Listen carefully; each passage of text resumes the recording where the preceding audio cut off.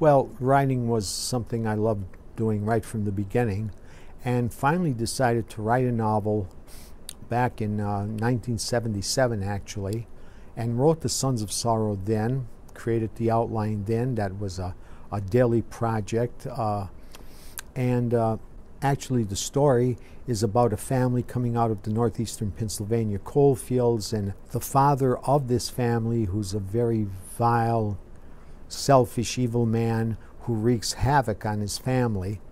And it is the ramifications of that havoc that is the story of this novel, and what it actually does to his family, which is a wife and two sons. And that is basically the story of The Sons of Sorrow. Oh, the reception's very, very good, actually. We're doing quite well, and it's still selling fine now. It's been months that it's been available to the public.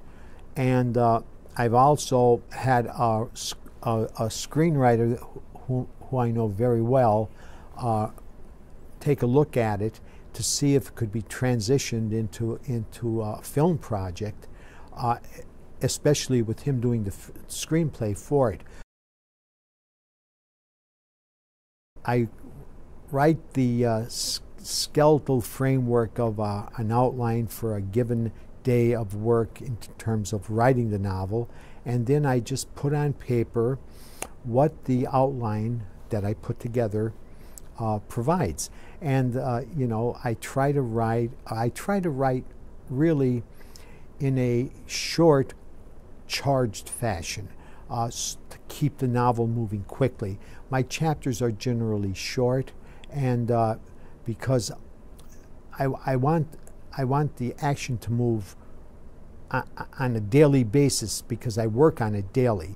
There's no other way to write a novel. You've got to write it, and you've got to spend every day doing it and working with it, and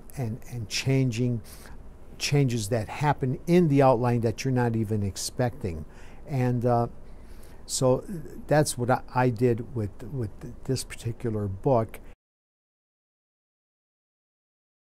This story is somewhat violent and certainly cruel, and the cruelty is coming from a man who should be responsible for his family, and that cruelty really disturbs the mother, his wife, and his two sons, and the way they deal with the ramifications of that cruelty is really what the story of Sons of Sorrow is all about. The real problems come after the novel, because you don't write a novel to really put in a drawer when it's finished. You want to see it get out to the public, and that is the big challenge. That is what you've got to do, or it's going to fail. In my case, I had a man who was very prominent in the publishing industry, who supported and represented my novel right into the New York publishing region, and we were down in New York on many occasions at an agency to finally see if they would pick it up, and if they did, they would surely do something with it. But unfortunately, he unexpectedly passed away, and after he died, the conversations kind of broke down a little bit in New York, and I was very disturbed by that, and finally withdrew my manuscript and took it back home and decided, well, I'll do this again in the future. I'll give it another try. Right now I'm going to just take a rest with it. I'm just not going to do anything.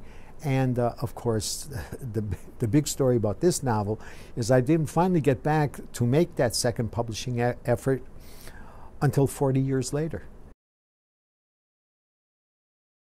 The big project on the horizon now for me is to try to convince a screenwriter friend of mine who is very, very successful in the industry, and to see what he can do with the novel in terms of a screenplay in a transition to film, and if that works, you know, who knows what could happen.